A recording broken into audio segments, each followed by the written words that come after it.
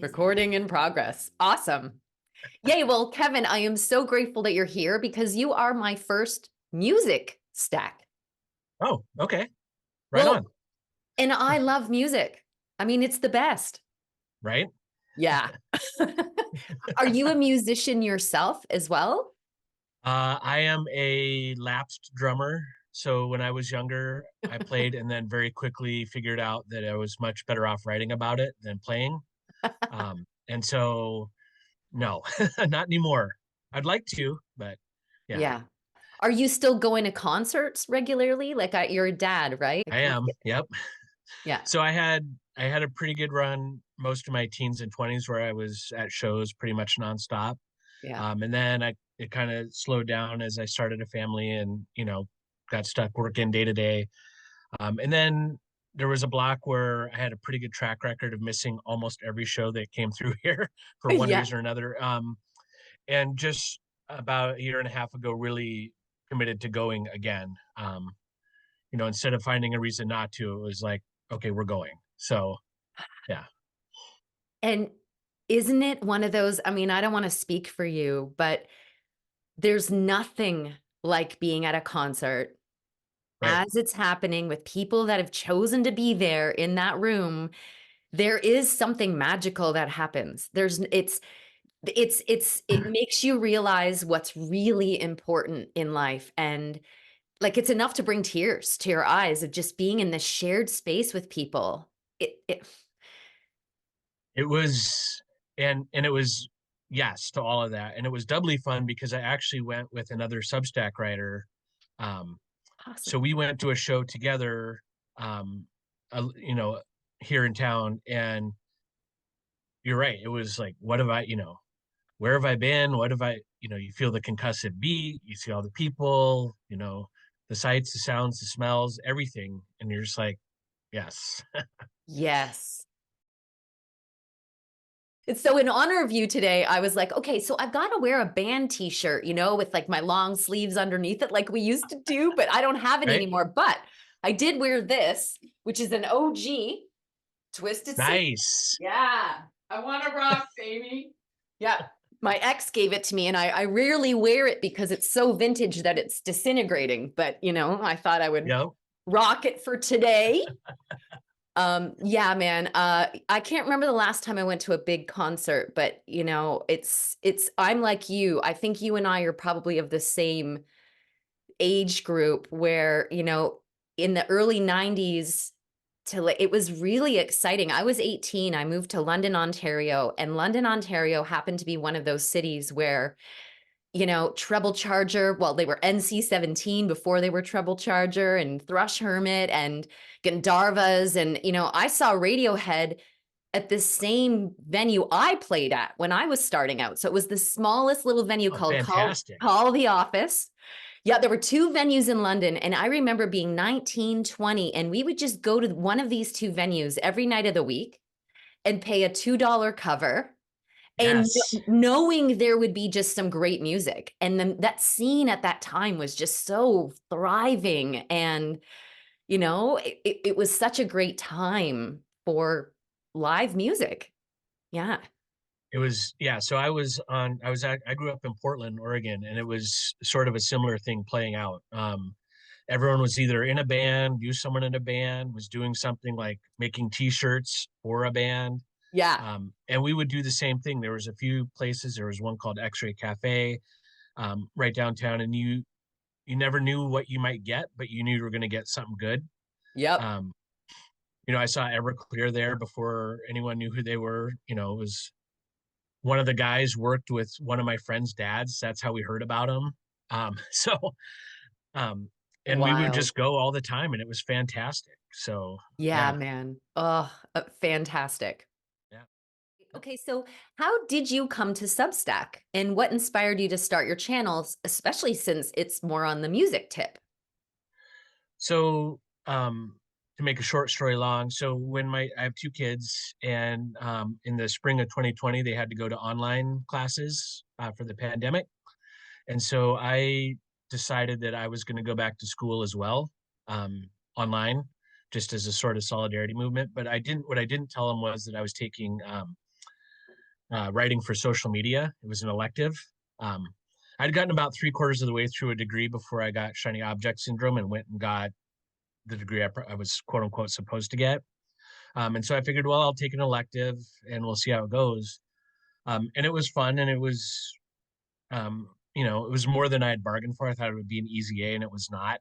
But what it did do was really ignite a sort of dormant love for writing that I'd kind of put on a shelf, for about 20 years, maybe a Wow. little more.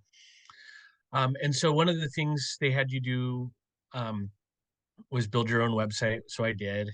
But then they said start finding places to write and put stuff online. And so I had found Medium and started writing there a little bit. And I kept hearing sort of these bits and pieces about Substack, and so had gone here and this person was writing there. And I didn't really know a whole lot about it, but it really looked cool and it had this sort of cachet. And I liked the idea of being able to, I wanted somewhere where I could write, but that had sort of had a flywheel to it. Like there was at that point, Substack wasn't quite as social as it is now. Like they Uh-huh. didn't have notes or recommendations. But I wanted somewhere where I wasn't going to write for an algorithm like I might on Medium or another place. And so I kind of planted my flag. Um, Mm. and I didn't do a whole lot with it. It was just sort of there for a little bit. And then it became one of those, 5 things I'm into this week that kind of everybody does. Yeah. And then I decided, so I'm really, my day job, I work for an airline and I've been doing that my whole adult life. So I'm really into aviation, soccer, and music. And I wanted to write about one of those three. And music was one that not only resonated with people, but I really wanted to do because I had had all this stuff, sort of bottled up for a while. And so I pivoted about 2.5 years ago. Yeah, I think we turned this latest iteration, um, and just started writing and got a little bit of traction and I've just been going since. Awesome. I really appreciate that too because, I feel so out of the music loop. I don't really know what's out there. And a lot of the modern day music that's mainstream is just, it's so dark to me. Like it's just not really my flavor. Right, And I feel very overwhelmed. It's not like you can just pick up and exclaim, like, back in the day, you would just, and then you would see bands or you would go CD browsing and be like, oh, these look cool. I'll listen to them. I don't even right. know how to find good new music now. So I mostly just listen to ambient music or I'm making music. So I need people like you who can give me tips on what's out there. That's awesome. I want you to do the hard work of finding them. you know? So, So, and that's a great point because one of the other things that I really missed was the days of someone making a mixtape or going to yeah, someone's house and rifling through their records or CDs. Um, and I had found what I was trying to find, especially during the pandemic, we lost a lot of connection. Um, but what I was trying to find was a place where I could find new music or share what I liked. And a lot of it was not fun. Like, there's a lot of Viper pits, yeah, Reddit especially. And I got really tired. I just seen for the one too many at the time where someone was really excited about finding a record, whatever it was, and people just dump it on them. Or they had found one that meant, they've been looking for like 2 years and paid whatever, let's say $20. And somebody just was like, you should have gotten it for 5, you were ripped off. And it's like, well, it doesn't matter. They're excited and it's cool. right. And so I wanted to find a place where I could share stuff I liked with people I hoped would like it. And I wanted to also create a space where people could do the same thing. Like, hey, I've been doing that. And that's one of the things I do every week on Mondays. I share like 10 tracks that I've been listening to, and then invite other people to share what they've been listening to as well. And that's really taken off. I was kind of worried, like I didn't do it for a long time because I thought I would be hosting a party nobody came to. Yeah. Um, and to be honest, I was wrong. There's a lot of people like you and I that have been looking for somewhere not only to find new stuff, sort of directly, if you will, but also to hear what everybody else has been listening to and what they've found or what they've dug up after several years. And so, yeah, it's been great. Awesome. Yeah, Awesome. It's amazing because that it does feel like treasure, like you're actually finding some gold. If you can create a relationship with people that are consistently offering you things you like, those people are really valuable in your life, They're right, just you can rely on them to be offering you treasure that you just take away and it changes your life.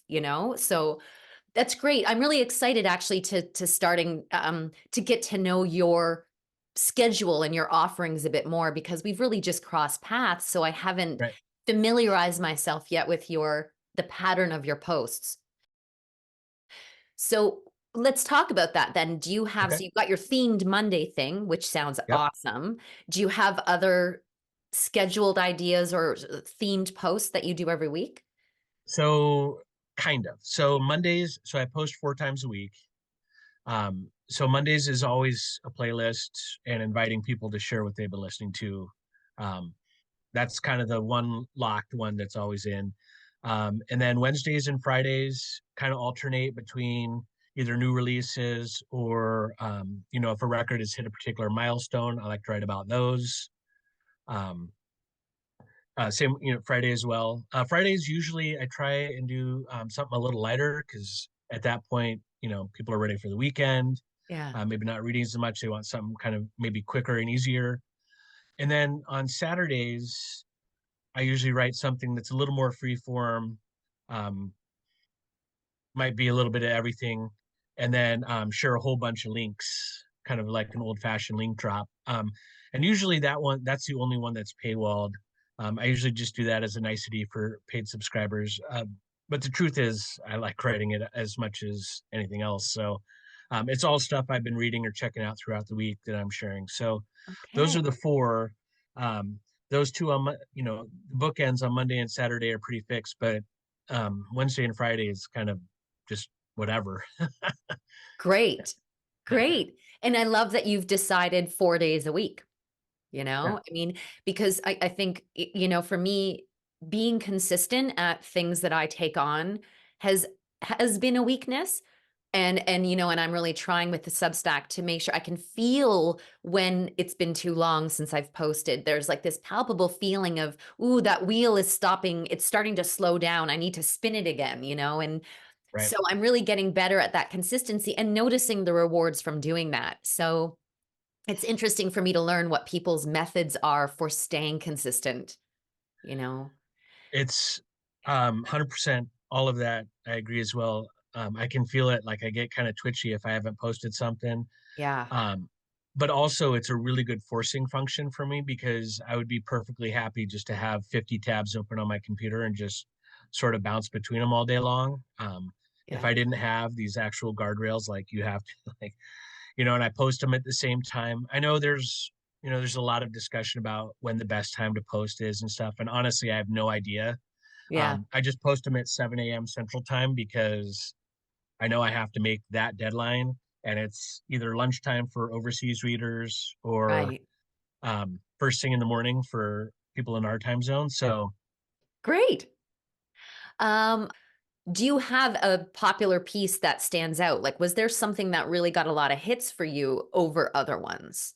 And if so, why was that, do you think? so the discussion ones, of course, if you just looked at my stats, the discussion ones are far and away the most quote unquote popular. They're the most commented on. They drive a lot of metrics. If you take those out of the equation, one of the most popular recent ones I did was Van Halen's 1984 record turned 40, which Aha. is a cool record. And but I wrote about it not just as a retro piece, but um, I met my best friend when we were in third grade. He was the new kid in school, and his opener was the very awkward "Do you like Van Halen?" um, Van Halen's Jump, and I did, Aw. and I do, and so I sort of wrote the story around that, from this kind of goofy, awkward beginning between um, two sort of outcasts that like this, pop metal record, and that one was very popular. And my larger point here is, I think the ones that are the most popular are the ones that really resonate with people. Like when you sort of not a memoir, but when you have a personal angle coming in. And I think a Yeah. lot of people could sort of relate to that. A lot of the, the milestone articles people like anyway, because it reminds them, oh yeah, I remember that record, or when I picked it up at the store, or and so on. But when you can sort of tie all those points together, it really um, resonates well. So Yeah. that was a big one. Um, I wrote one about Michael Hutchence from InXS, that I had people came out of the woodwork and really enjoyed that one. So those ones tend to do really well, or really resonate with people. So Can we talk about that one a little bit more? I'm curious, what was it that was so appealing about that one? I think that was a pretty straightforward piece, and I think what really appealed to people was it took them back Yeah. to wherever they were in their life when, for some of the older readers, maybe some of their earlier work like Shabu Shaba, like They Like That, or Kick, or Yeah. Hey, I Was in High School when this was a big thing, or Never Tear Us Apart Oh, was a yeah. song that, School dances, man. school, I was just School gonna dance say, in the that was an gym. awkward slow dance at, junior high. And, wherever that had landed with them, wherever they were in their life, it sort of met them at that point and had taken them back. And I think Yeah. they were also a big enough band that almost everybody had a story or could relate, where maybe some other artists not so much. They were, Right. Right. Maybe I can ask you both of these questions. What is your favorite book and author? But also, maybe what is your favorite band or album? so I'm going to take the easy one first. My favorite book. So I have two, but probably the one that would win in a tie is Blue Highways by William Lee Steet Moon. Okay. And the reason that is because I had read it, and then I'd read it came like at the right point in my life. I had graduated high school. I started going to college because that's what we were quote unquote supposed to do. Yep. Um, I wasn't really ready. I didn't know what I wanted to do when I grew up. I still kind of don't, but like I kind of just gone through these classes and I was going and it wasn't really doing it for me. And I had read this book, and he had kind of gone out on the back roads of America to find himself. And I sort of took that and reinterpreted it, and took a lot of student loan money and my case logic of CDs, and basically spent a while driving around the American West trying to figure out what I was going to do. Um, and that book has really sort of influenced a lot of what I did and how I think. Um, Mm. and even now, even now when I go on a road trip, I try and find the back roads. In a lot of ways, I'm still looking for that four calendar cafe that he talks about. So um, that's the main answer for the book. And then the other one, the close second, is a book called Hard Landing by Thomas Petzinger Jr., which chronicles the history of aviation, commercial aviation. Wow. Um, and it starts, kind of at the beginning, and it's sort of fly on the wall account, kind of through all the empire building, and then it ends. It was written in 1995, and so it sort of ends right where my career started, because I started in aviation not too long after that. Um, and that's a favorite. That's really doesn't really have anything to do with music, but Yeah. it's what I do for a living, and it's one of the things I'm really into. And so that had also really is one that I've gone back to three or four times just to read it, even though I totally know how it plays out and what comes next. Yeah. Um, the harder one, Huh. favorite band or record. I know it's an impossible question. So um, it's almost become a running joke on Substack now how much I love New Order, because I Oh, never stop talking about them. And okay. that's usually my default answer, because I will listen to them anytime. I will write about them. I don't need an excuse. I will find a reason to talk and write about them. And so that's sort of the standard boilerplate answer. But I mean, Mm, yeah. we could talk all day about what might also either be at the top or round out that top five. Um, there, Substance is a compilation record, of course, as you know, but that's probably my favorite because it's probably the one record I've listened to more than any. Um, Wow. I mean, I burned through a bunch of tapes, at least a couple copies of the double CD. Um, I have the vinyl reissue now. Nice. Nice. Yeah, so that one is incredible. I mean, it's not a studio record. I mean, it's a compilation, but it's incredible. Yeah. I would also probably put Talking Heads, Yeah. Nice. Replacements, Jawbreaker, and REM would probably be the ones that would round out the top. Yeah. Okay. Yeah, Yeah. I will never forget where I was the first time I heard the first beat on that album, Substance. yeah. I think it was Blue Monday was the first track maybe I heard. But I will never forget that moment because I don't know what age I was. What year did that come out? So I was Well, early. Substance came out in 1987. Blue Monday came out a couple years before it. Right, but I hadn't heard it until Substance. Okay. So I had an older cousin who that's right, classic. Because I was still at that Yes. age where, I was too young to be finding these things on my own. Right. But I remember being in her kitchen and she put that album on and I was like, what? It almost was like I heard sounds I'd never heard before. It was a Right. new sound. Yes. Yeah, like to the point where I can remember that moment. Like it's as if it Yeah. was yesterday. And yeah, I can totally get that because, I think that was probably my introduction into electronic music, at that age that I was at. I Before think it that, it was was guitars.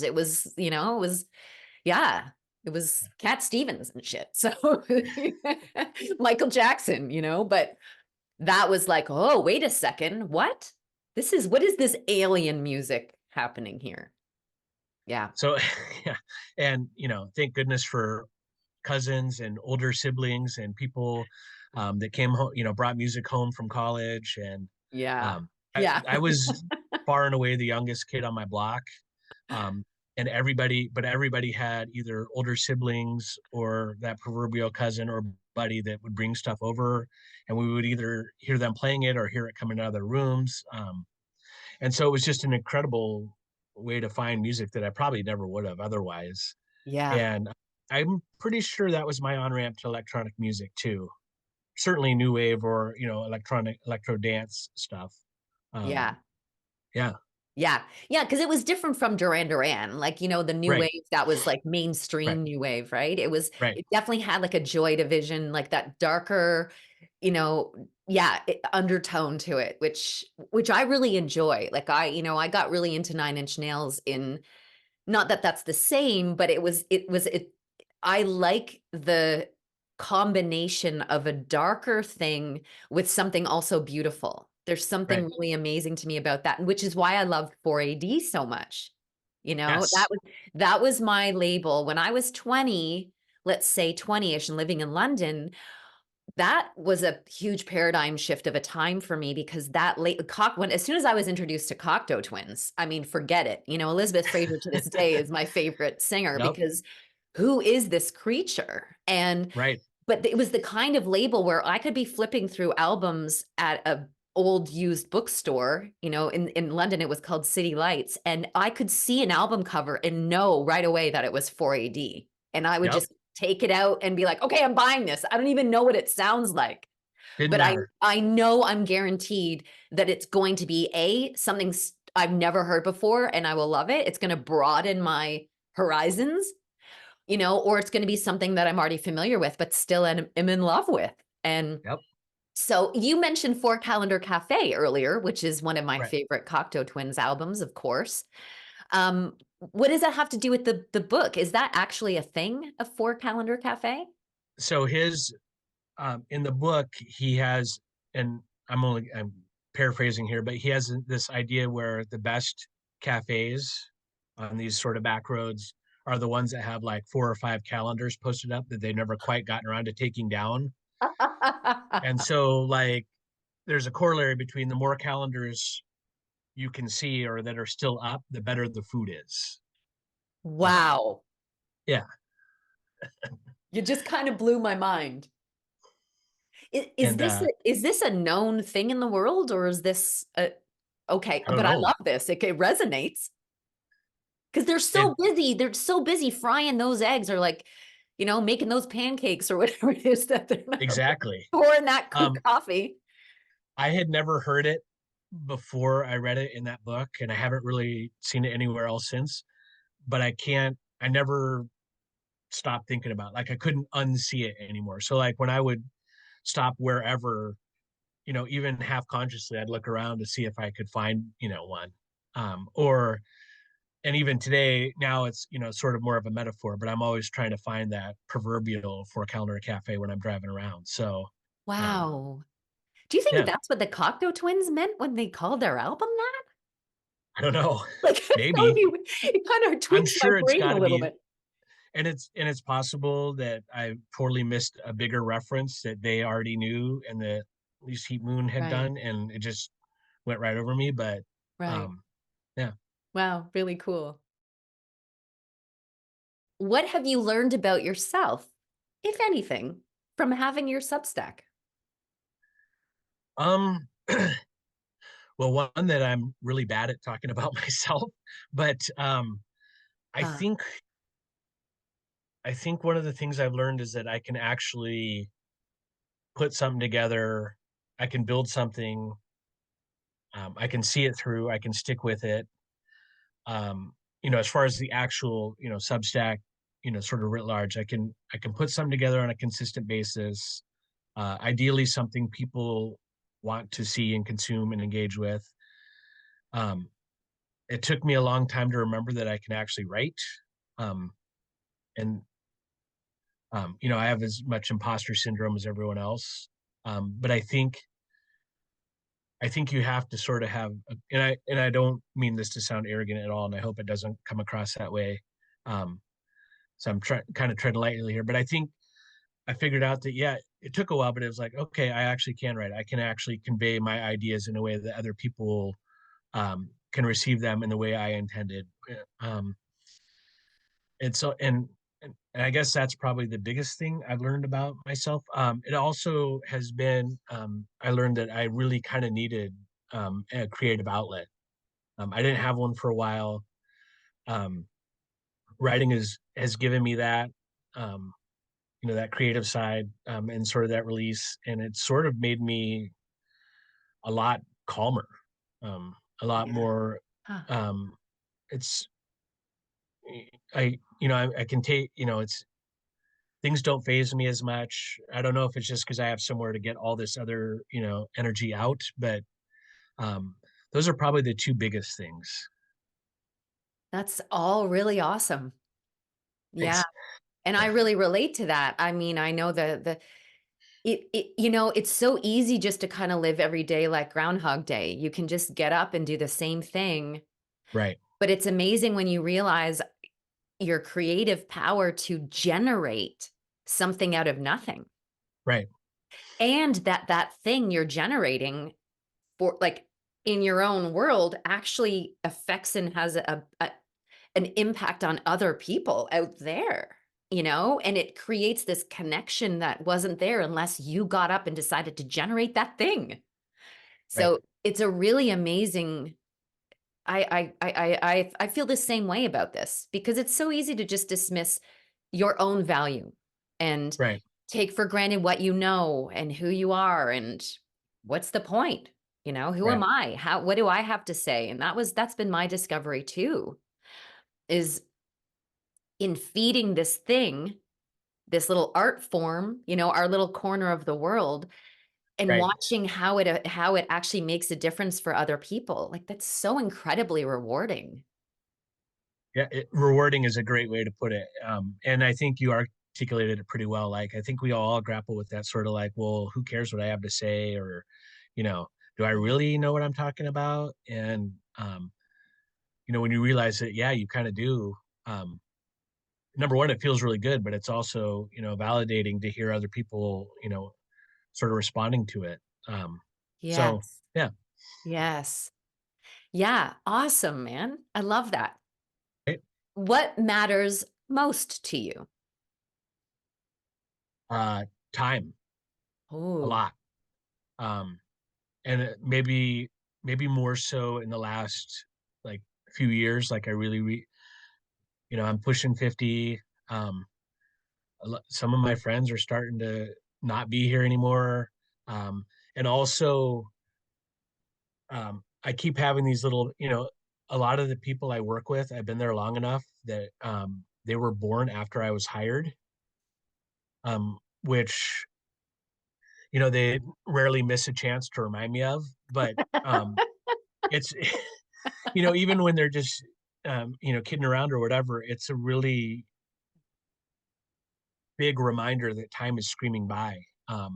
yes. When I first started, the guys that I was surrounded with, um, and in that time it was mostly all guys in aviation on the ground side. Um, they all seem so old, you know. Yeah. Like Yeah. I'd come from a company where most of us were in our early 20s, and I'd gone to this, place that was a very senior station at the time, and they all seemed so old. And the truth is, they were all younger then than I am now.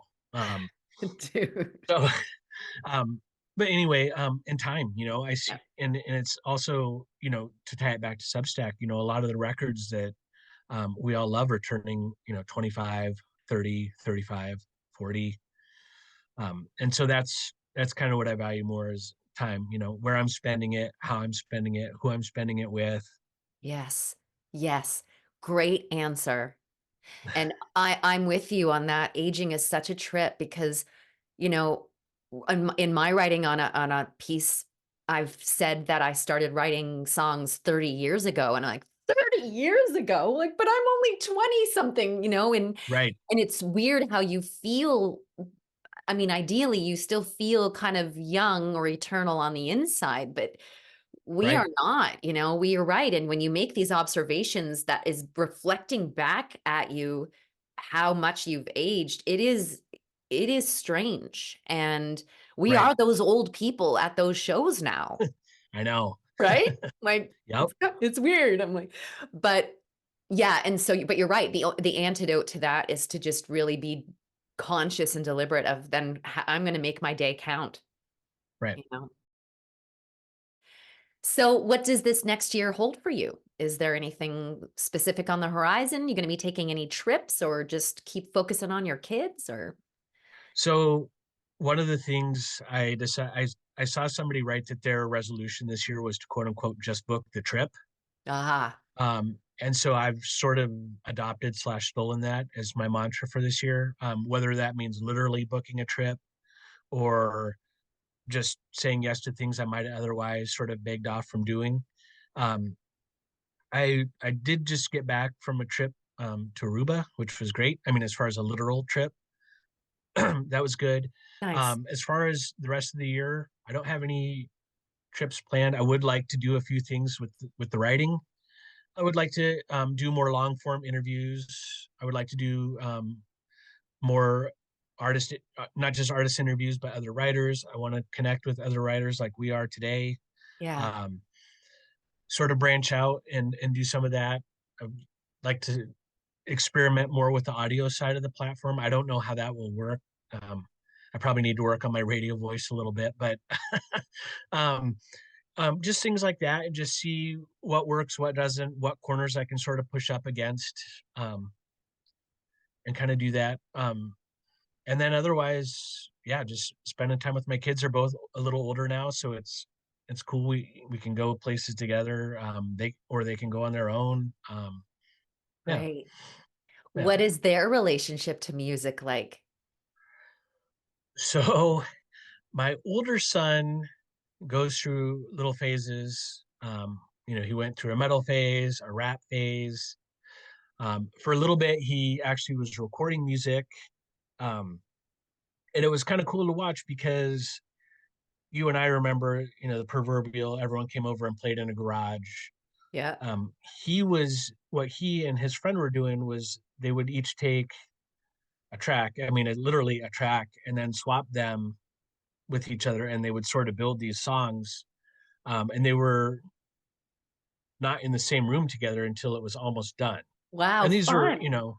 yeah, it was really cool. He was like 14 at the time, and they were just kind of experimenting around with GarageBand or something similar. Yeah. Um, but he would send one layer, and then the other kid would send another. They played on the same soccer team, and so that was kind of fun.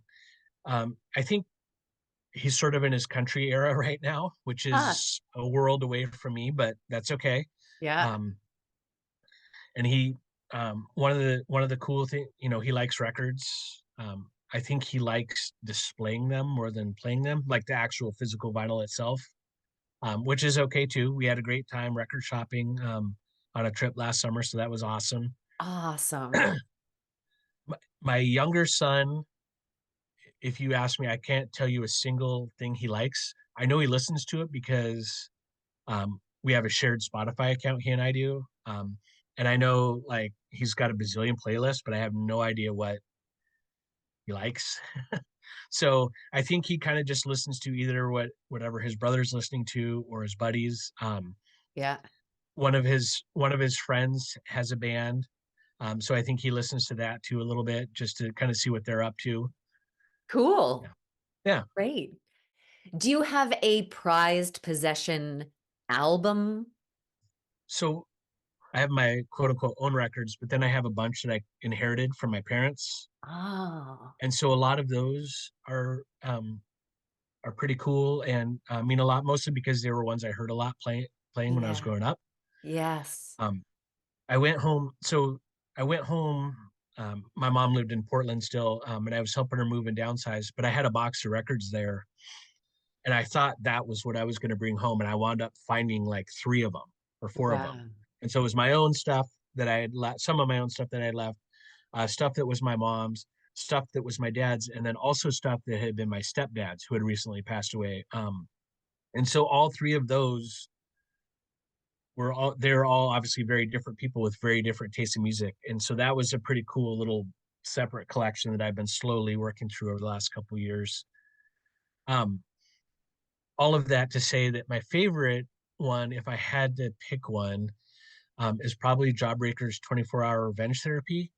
And Okay. the reason I would pick that one is because they're one of my favorite bands, of course. They're probably the only band I actually followed out on the road and went to like 3 or 4 shows in a row at one point. Um, but they also I bought it from them after a show, Uh-huh. and it's a CD actually. But sometimes meeting your heroes can be kind of fraught and they're not who you think they are. And they had just played a show and I'm sure they were tired and wanted to just go back and go anywhere else. But, here were 5 or 10 of us. We bought the merch and then they hung out and just talked to us. They were open to any questions long after, we'd all closed our wallets. And so Wow. that it's an awesome record and probably a desert island disc in its own right. But the idea that it was attached to this very specific experience for me is would probably make that one my top one. That's amazing, especially since you're a super fan. Like, Yeah, and they wouldn't have known that or no, didn't know. And see, and that just shows you again how genuine that was. right. Where I are they mean, from? the Bay Area. Okay. Okay. I don't know them, but I know you've been posting about them recently, so I'm gonna have to check them out for sure. Yeah. I think last week I think I actually wrote about that record turned 30 last week, which is another Oh, stark reminder of the passage of time. But yes, I wrote about that a little bit and in a story. So yeah. Cool. Cool. All right, let's end on this question. You just inspired me with it. What would your 5 desert island albums be? Good luck. Okay. With the usual, all right. So with the usual caveat that it would probably change if you asked me in an hour, but Yeah, you have the substance for sure. Talking Heads stop making sense. 24-hour revenge therapy. Um, I think I'm gonna go with the Replacements. Don't tell a soul, okay. and then think I'm going to go with John Hyatt's Slow Turning, just Okay. as a wild card. Love the wild card. I was Yeah. that kind of thinking like a Mozart was going to sneak in there or something. Cause sometimes you just need some like non-vocal music, but Yep. yeah. Oh, yeah, that's great. Thank you for that. I know that's a Yeah. really hard thing to do. So whenever I'm asked to rank things, I squirm. I have a really hard time with that. So, you Yeah. know, Anytime I try and make a list, I'm impossibly fussy about it. yeah. We did there are four of us, Substack writers that did a collaborative top 10 records for 2023. And I must have written that list. I mean, so many times. Like, and then, oh, well, maybe I should, no, or one that was a lock that suddenly got bounced out. And yeah, so I can definitely relate to that. So, Yeah. Awesome. yeah, I love it. Well, thank you so much for your time. And sure. yeah, I love Thank it. you I for love having me. it. Yeah, it's been a pleasure. And I'm really looking forward to catching up on your offerings on Mondays and joining in on that party that you're hosting. Please do. Yeah, Great. it's, Thank you so much. thank Yeah. you. All right. Well, have a really beautiful day. And yeah, we'll be seeing you on Substack. You too. Thank you. Thank you. All right. Bye. Bye. Bye.